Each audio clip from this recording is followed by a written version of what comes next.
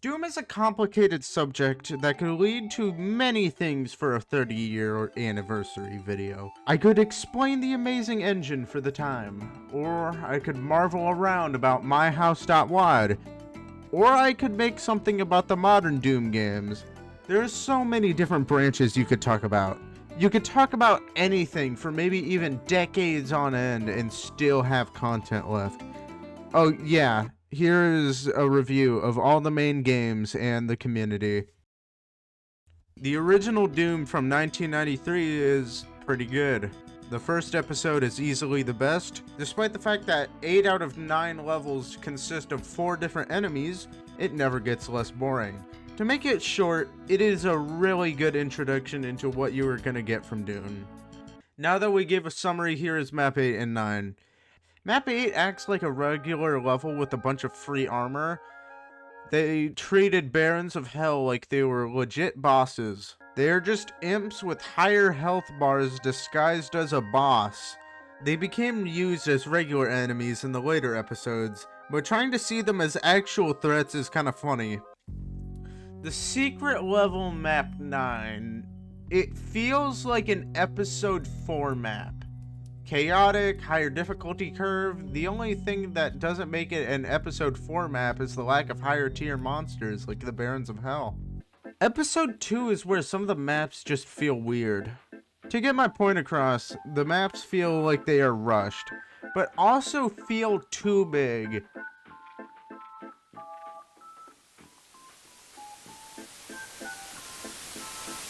People hate these levels because they feel like giant mazes with endless rooms, but sometimes entire levels feel like they have the wrong textures. Now, the levels that don't feel rushed are just a bit generic.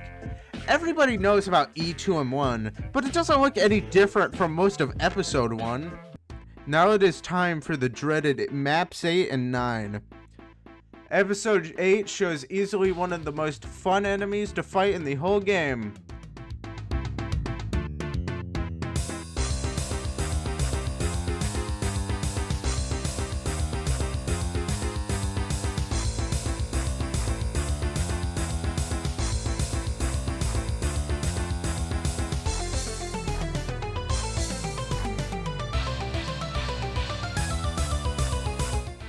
The Cyber Demon. The Cyber Demon is easy to fight, but fights back. He's the only enemy to use rockets in battle, which means this guy does a lot of damage. They're easy to dodge, you can dance around them, circle strafe, or just run to cover if you are in a tight space. That was my favorite enemy in Doom 93. Map 9 is just a test that showcases infighting. It also has a stupidly complicated door. Episode 3. Yeah! Episode 3 is easily the worst episode. The only map I kind of liked was that one map that had the cool looking hand on the map, and I forgot the name of the map while writing this script. The maps have the same problem I mentioned in episode 2, but somehow worse. You have the obvious limbo, but no joke, in over half of the levels you gotta check the map every 5 seconds like you are playing a Postal 2.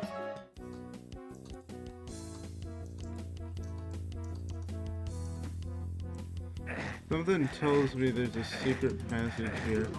Oh my fucking god, is this a secret door? Is this a secret door?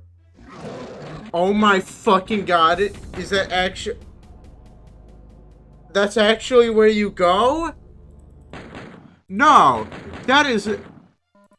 Oh my fucking god, no! You gotta be shitting me. If you play episode 3 and use YouTube as a guide, I don't blame you. This episode is garbage. Maybe 8 and 9 will be better. This is the final boss for one of the most iconic games ever.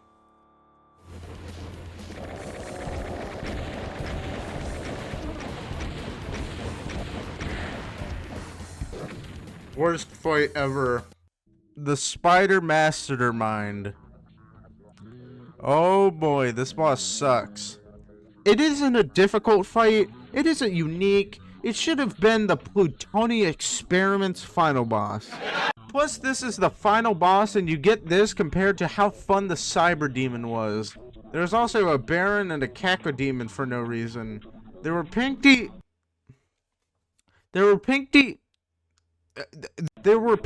and specters that led to the Baron room being a chaotic mess for 30 seconds. The Lost Souls and the Cyber Demon fight were in there to screw up with your movement and force you to be more aware of the map. I don't know why the Baron and Cacodemon are there. I know people commonly use them for infighting, but I don't think the person that designed this map thought of that because there will probably be a lot more. I don't want to rant about this final boss room anymore, but this fight sucks! Map 9 is an interesting concept that isn't executed that well. It is the first map of episode 3, which is weird. It looks normal until you get to the exit where it is a Cyber Demon fight?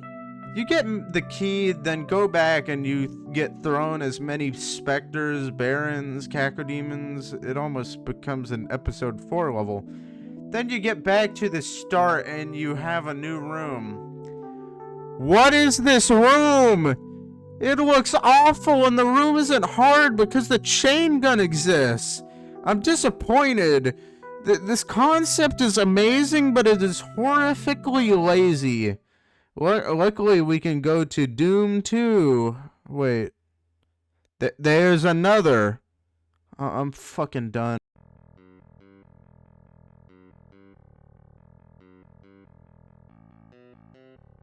Thy Flesh Consumed is a weird episode. Some levels feel like an apology for episode 2 and 3. Some feel like they heard what Plutonia was like in 2 adjectives and tried to make a competitor.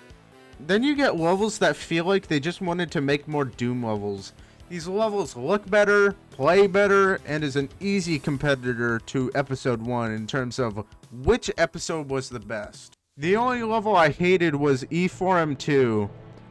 You have to unintentionally gain a BFG through a wall to make the level playable.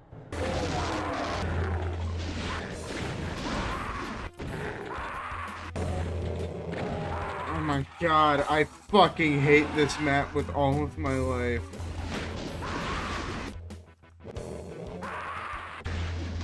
Oh my god. Oh my god, and I'm dead. This whole...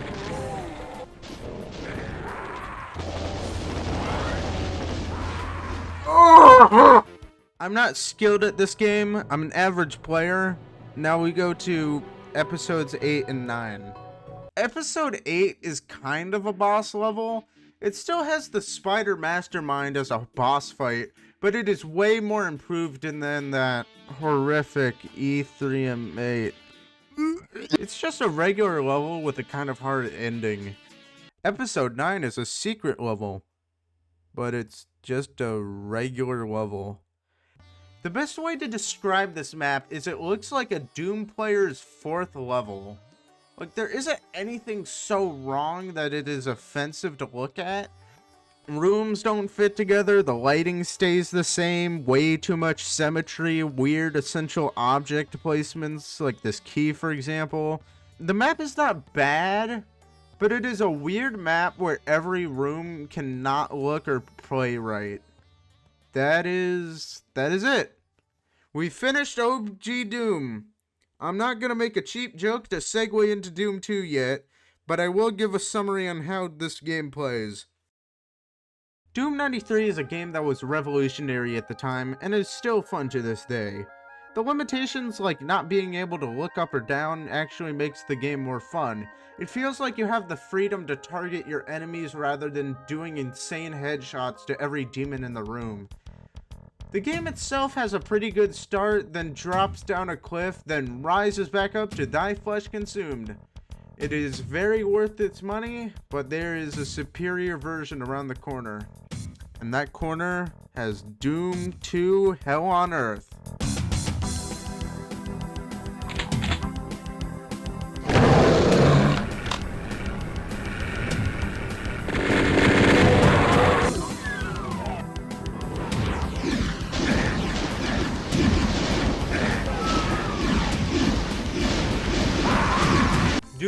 93 is what revolutionized PC games and standardized first-person shooters. Doom 2 is why the game still has a large fanbase to this day. The game doesn't have that many big changes, but the changes it adds makes the game feel way more bigger and varied compared to the original Doom. The super shotgun filled a hole in terms of weapon power.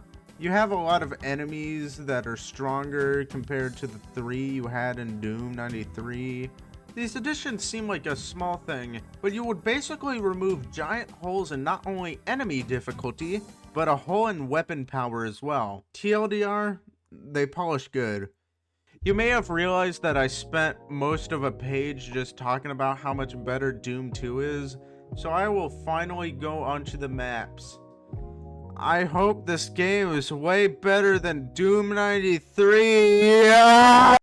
Doom 2 certainly has improved map design. Levels feel like they fit the theme instead of just having a map name and then going back to boxy rooms with textures. I see this as half the levels are the opposite of that. You can get some weird experimental levels next to some amazing levels back to back with some hot garbage. It makes Doom feel less like a game and more like a bunch of somehow related community maps randomly picked by the developers of the game. It leads to Doom having this uncomfortable feeling in some levels where they are either filled with flaws to the point that they are laughable, or they are just weird. The good levels, though, they are insane! You got most of the early game having the most beautiful, crispy level design, complete garbo for about all of mid-game, where you get a decent level every now and then. Finally, we got the late game, which has the most amazing, jaw-dropping, difficult, draw-dropping, beautiful, jaw-dropping levels. Now the secret maps. The secret maps aren't just more maps or gimmick maps. These maps are 30-year-old shitposts. My favorite. The secret room flexing the fact that Doom has better technology than Wolfenstein 3D is humorous. Oh yeah, the final boss. The final boss is hot garbage, and that's basically it. It is just more Doom. It isn't groundbreaking, really. It is just reduced the amount of holes in the original game. Now, let us go to the end of the trilogy. Final Doom is the weird finale to the engine. Not made by the id team, as they were probably grinding their life on Quake at the time. These levels have one strange map pack and one really influential map pack. We are gonna go with the weird one because I am not good at this game.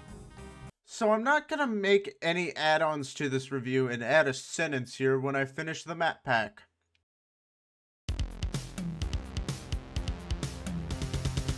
Hello! I'm Sockren, and welcome to... I don't own the series. My bad. The community made me think I would hate this map pack, but when I played it, I had more fun than playing Plutonia. It is a weird thing I have noticed where we judge Doom 93 for episode 1, judge Doom 2 for the good levels only, then hate TNT Evolution because some of the levels were weird and Mill is a level that exists. Mill is a garbage level, I'll agree on that. But why is it that the other two garbage levels in TNT Evolution, the face of that game, when we don't judge Doom for episode 3, or we judge Doom 2 for the only good levels it has, and then, oh yeah, that weird flaw in the Doom community's logic made me angry. Now time to give a brief summary about the maps. The maps in TNT Evolution are based on making atmospheric maps in rooms that you would actually see in real life. Actually, never mind, scratch that. I just remembered Mill exists. The maps play mostly the same as Doom 2, and might be a perfect transition from Doom 2 to the Plutonia experiment in terms of difficulty for some players. There are admittedly some problems in this map pack. The maps can sacrifice level design for the atmosphere of the level. Wait. Oh god, I feel it! Mill! You get the point. The boss is basically just episode 4's map 8, but in Doom 2. The secret levels are actually cool. They include a giant ancient Egyptian pyramid and some pirate sea ocean thing. They somehow branch off from TNT Evolution, yet they exactly fit TNT Evolution. Other than that, they just play like regular levels. Now we get to Final Doom 2, Final Hell on Earth, the finale. The Plutonia experiment, from what you would think before, you would think I would hate it. For me, I like and respect it, but I would never play this WAD more than once. In terms of maps, the Plutonia experiment can go between. The Plutonia experiment is a hard map pack that focuses on risk-reward rooms that are filled with traps and difficult to manage enemies that leave you more and more cautious as you play the map. 2. The Plutonia experiment is a hard... Seriously, you got some of the most brilliant, challenging levels next to this.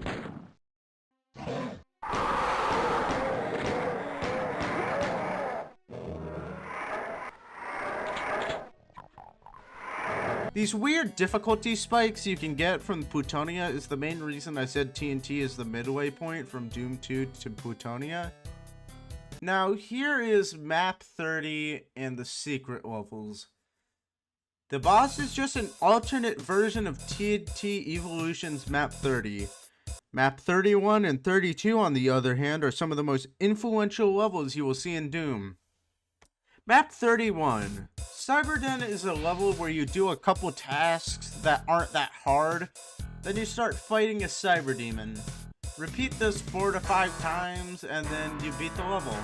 This map is more influential than you think because it normalized the cyber demon when most Doom players probably experienced the cyber demon in janky rooms that were never meant for the cyber demon.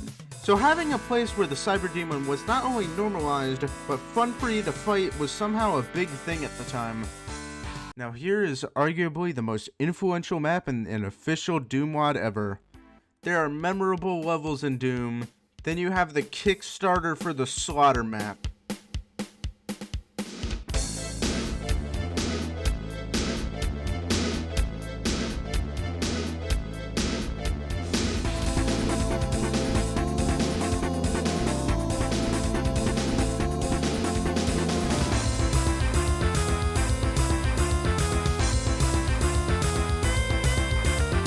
Easily the hardest map in the entire trilogy.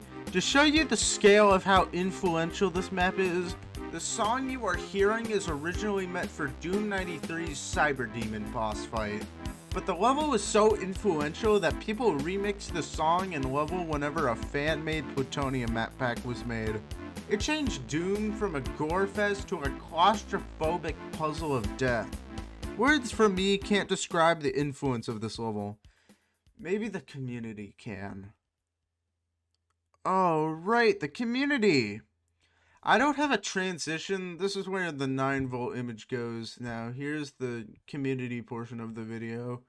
The community of a game is the second half of the game. It is what makes a game that should be forgotten still talked about.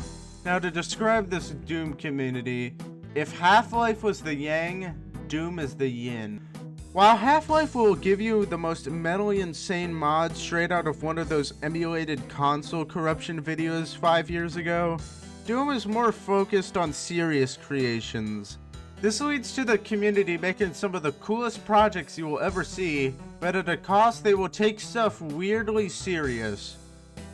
This is a WAD called wow.wad, and it's literally just a Doom WAD a kid made. This was known at the time as one of the worst Doom WADs ever. It's a WAD nobody would have cared about under any other community, but the Doom community probably would have gotten into a nuclear shelter if anything worse happened. Perfect segue into Terry WADs.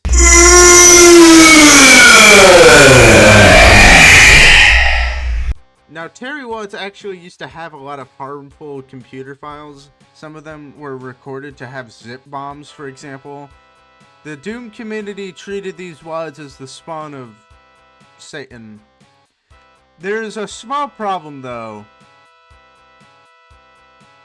The actual WADs are some of the funniest shit you can ever see. If you laugh your ass off the first time you play a Crack Life, you laugh your ass off when you play a safe Terry WAD. There are so many Terry WAD sound effects that are funny every time you hear them. If you get tired of then I don't believe you.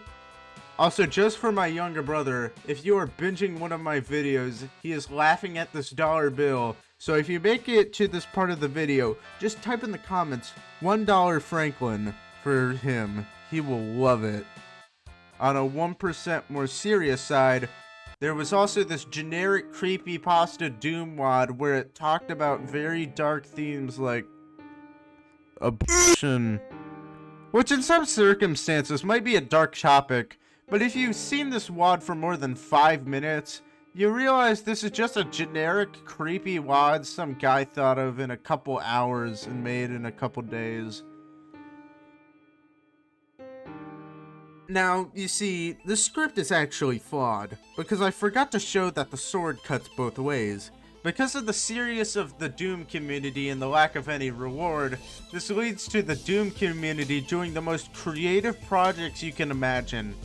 You got your obvious gold statues like Sunlust, Alien Vendetta, Going Down, but you also gotta respect the people that aren't making maps. You get a ton of different source ports that either lead to Doom trying to become as modern as possible, sticking to Doom's roots, or adding as many cool features as possible that still stick to Doom. This is a game called Total Chaos. You can look at it and you think it's another horror game you saw back in 2014 and can't remember what it's called. But this was released recently and used the Doom 2 engine all by mostly one guy.